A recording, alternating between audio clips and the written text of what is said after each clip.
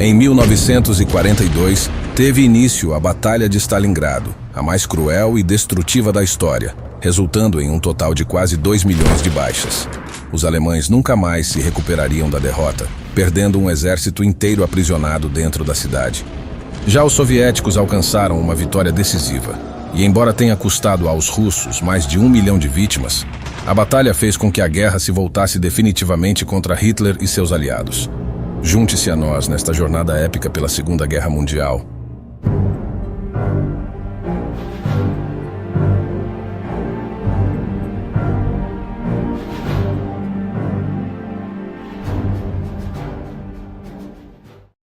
Quero falar sobre algo que pode transformar a sua vida. Aprender um novo idioma com a Babel. A Babel é um dos melhores aplicativos de aprendizagem de idiomas do mundo. Com ela, você vai além das palavras, compreendendo a cultura, a história, as pessoas e os lugares. Em pouco tempo, você aprende palavras e frases úteis para conversas do mundo real. E o melhor, as lições são criadas por mais de 200 especialistas em idiomas, garantindo conversas práticas. Com mais de 14 idiomas disponíveis, você pode escolher qual aprender. E com a Babel Live, você faz aulas online com professores certificados em grupos de até 6 pessoas, em horários flexíveis. Então, não perca tempo. Clique no link da descrição para obter um desconto de 55% na assinatura. E agora você pode pagar em parcelas mensais, facilitando ainda mais o seu aprendizado. Deixe aqui nos comentários qual idioma você gostaria de aprender com a Babel para explorar ainda mais os eventos históricos.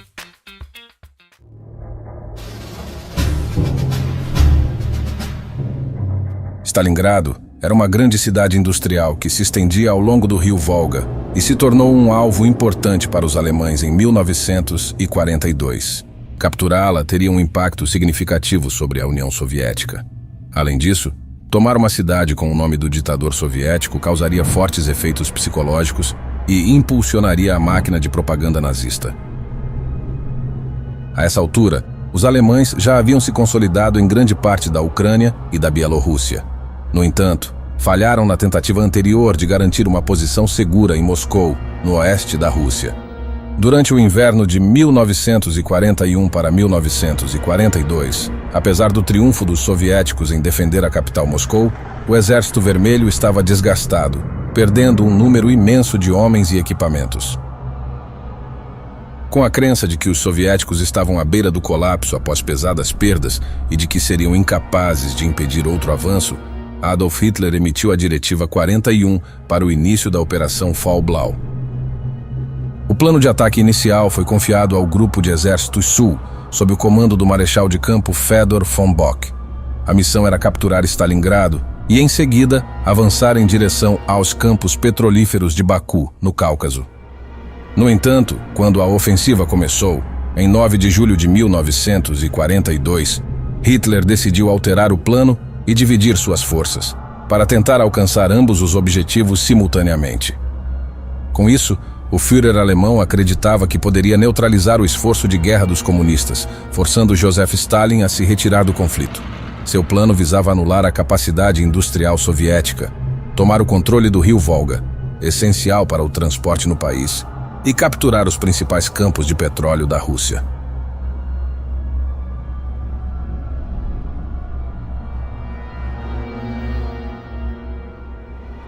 O exército alemão, concentrado na Ucrânia Oriental, estava dividido em 2 grupos. O Grupo de Exércitos A, sob o comando do Marechal de Campo Wilhelm List, que incluía o 17º Exército e o 1º Exército Panzer, com ordens para marchar em direção ao sul, rumo aos campos de petróleo do Cáucaso. Havia também o Grupo de Exércitos B, comandado pelo Marechal Fedor von Bock, composto pelo 6º Exército Alemão e pelo 4º Exército Panzer. Este grupo contava com o apoio de 2 exércitos romenos, um italiano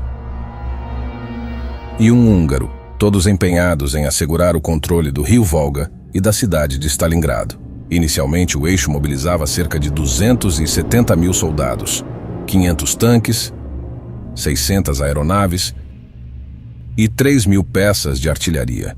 Na Batalha de Stalingrado, o 6º Exército era composto por aproximadamente 25% de voluntários do Exército Russo de Libertação.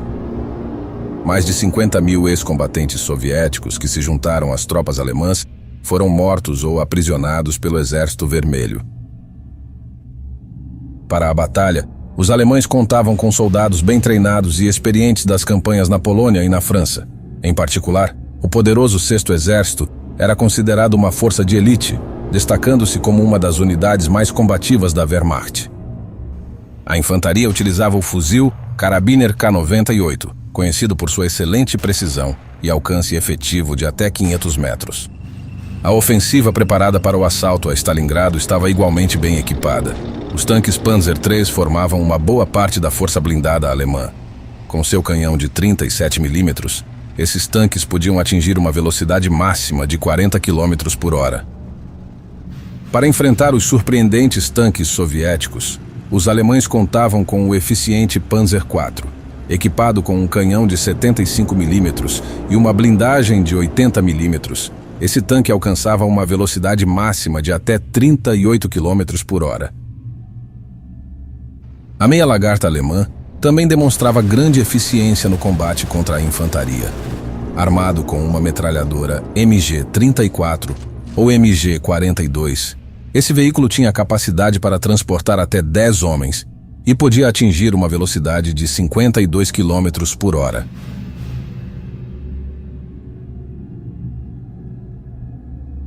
No lado soviético, o marechal de campo Andrei Yeremenko foi designado como comandante do Fronte Sudeste e recebeu ordens para planejar a defesa de Stalingrado em colaboração com o comissário Nikita Khrushchev.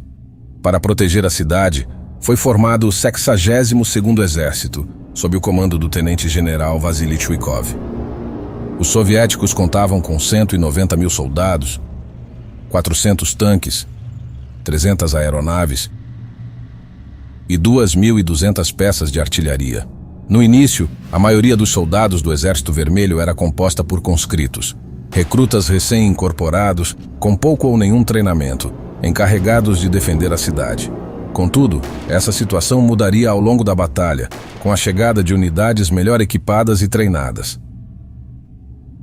Para defender Stalingrado, o Exército Vermelho contava com o tanque T-26, que já estava obsoleto para enfrentar os blindados alemães.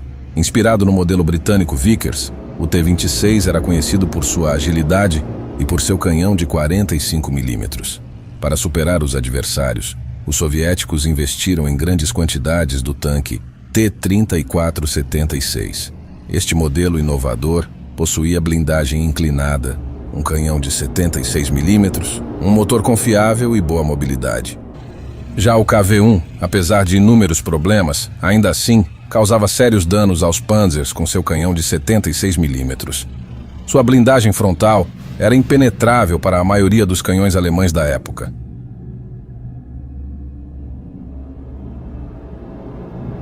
Em 20 de agosto, os exércitos alemães cruzaram o rio Don e estavam às portas de Stalingrado.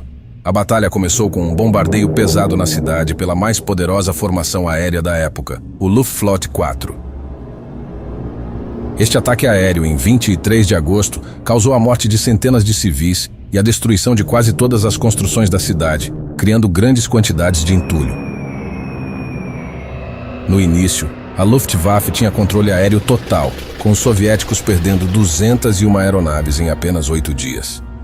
Apesar da vantagem alemã no ar e na terra, os soviéticos estavam estabelecendo uma forte resistência, inclusive com mulheres e crianças construindo fortificações e trincheiras. Mas essa resistência não impediu o grupo de exércitos B de chegar ao norte e ao sul no início de setembro, e um massivo contra-ataque pelos 24º e 66º Exércitos Soviéticos contra o 14º Corpo Panzer foi derrotado com a ajuda da Luftwaffe.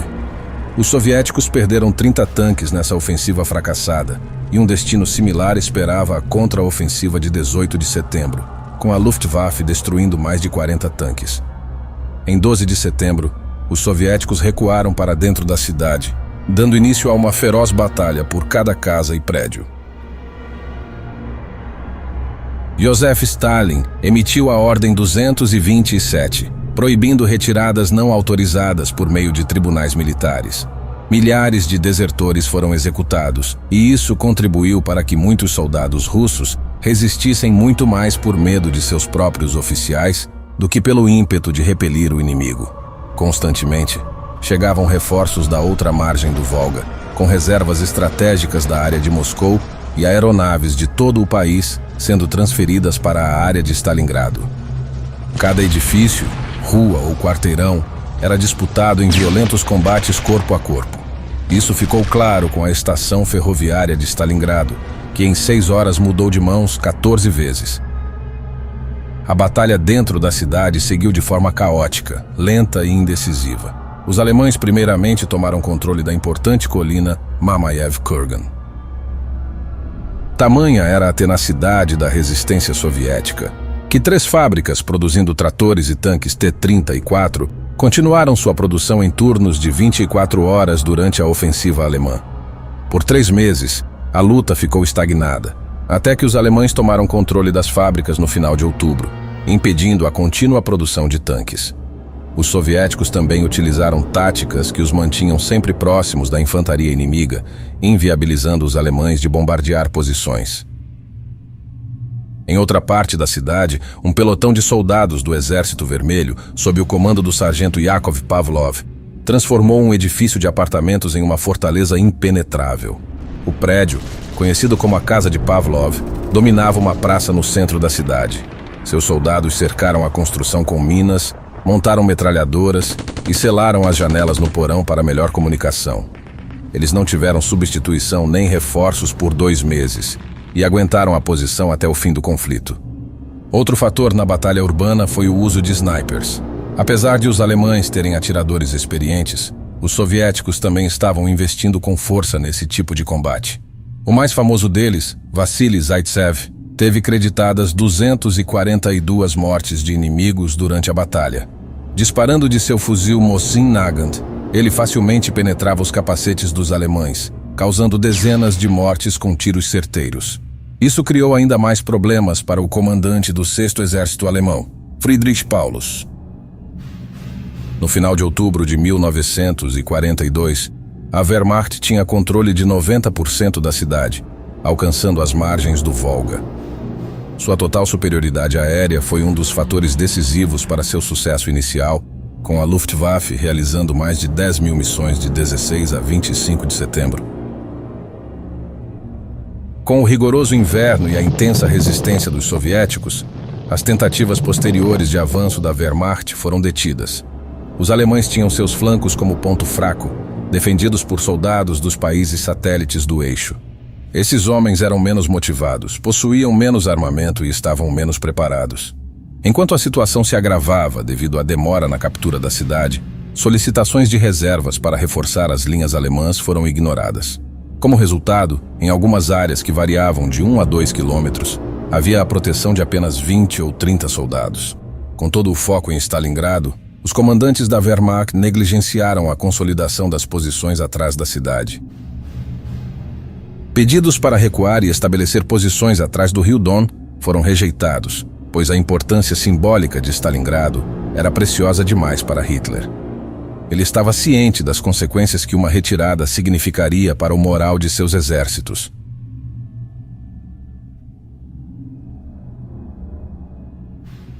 No final do outono, o general soviético Zhukov concentrou quase 800.000 homens na área de Stalingrado em preparação para a contraofensiva. A Operação Urano começou no dia 19 de novembro de 1942, com um ataque esmagador de 3 exércitos sob o comando do general Vatutin. A operação visava explorar a fragilidade das linhas alemãs nos flancos e, em seguida, unir essas forças para cercar totalmente os alemães. Os soviéticos conseguiram isso em apenas 4 dias. E no dia 23 de novembro, o 6º Exército Alemão, composto por 265.000 homens, estava completamente cercado pelos soviéticos. Apesar da situação desesperadora do 6º Exército, o grupo de exércitos B continuou suas operações no Cáucaso até 19 de dezembro. Quando precisou recuar, já não estava em condições de ajudar o exército de Paulus. Para isso, Adolf Hitler ordenou a formação do grupo de exércitos Dom, com 22 divisões, sob o comando do marechal de campo Erich von Manstein, com o objetivo de socorrer o 6º Exército. No entanto, Manstein convenceu Hitler a não ordenar uma tentativa de rompimento do cerco. assegurando que seu grupo de exércitos poderia salvá-los.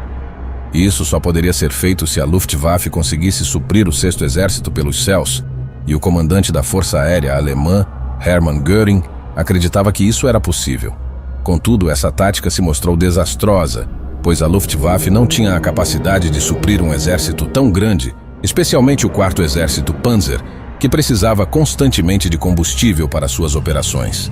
Além disso, os soviéticos atacaram bases aéreas próximas a Stalingrado, de onde os voos de suprimento eram feitos, o que reduziu ainda mais os recursos para o 6º Exército. A ofensiva de Erich von Manstein para romper o cerco chegou a cerca de 48 quilômetros do objetivo, mas falhou. Isso se deu parcialmente devido à inoperância do 6º Exército, causada pela desnutrição entre os soldados e pela falta de suprimentos. A rendição era a única opção para o exército, porém o alto comando alemão ordenou que resistissem o máximo possível. A última tentativa de Adolf Hitler para impedir a rendição do 6º Exército foi feita no dia 30 de janeiro de 1943, quando ele promoveu o general Paulus a marechal de campo, numa esperança de que ele não quisesse se tornar o primeiro marechal a se render na história militar alemã. No entanto, a desnutrição e a falta de munição levaram à rendição de todas as forças cercadas na cidade no dia 2 de fevereiro de 1943.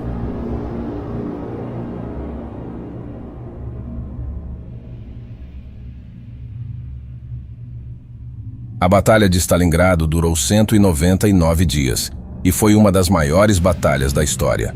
As estimativas indicam que as tropas do eixo sofreram cerca de 850 mil baixas entre todas as armas das forças alemãs e de seus aliados. Muitos deles foram feitos prisioneiros de guerra pelos soviéticos e morreram em cativeiro entre os anos de 1943 e 1955. Cerca de 400 mil alemães, 200 mil romenos, 130 mil italianos e 120 mil húngaros morreram, foram feridos ou capturados. Dos 91 mil alemães feitos prisioneiros em Stalingrado, 27 mil morreram em questão de semanas e apenas 5 mil retornaram à Alemanha. Muitos deles voltaram somente 10 anos após o fim da Segunda Guerra Mundial. Os demais faleceram em campos de concentração ou de trabalho soviéticos. Dados mostram que os soviéticos sofreram cerca de 1.130.000 baixas, sendo 478.741 mortos ou desaparecidos, e 650.878 feridos em toda a área de Stalingrado. A Batalha de Stalingrado foi a primeira grande derrota da Alemanha na Segunda Guerra Mundial, forçando a liderança nazista a convocar o povo alemão para a chamada Guerra Total, onde todos os recursos da nação seriam investidos em um sucesso militar final e definitivo. Se você gostou desta história, curta e compartilhe este vídeo. E não se esqueça de inscrever-se no canal Lado B da História.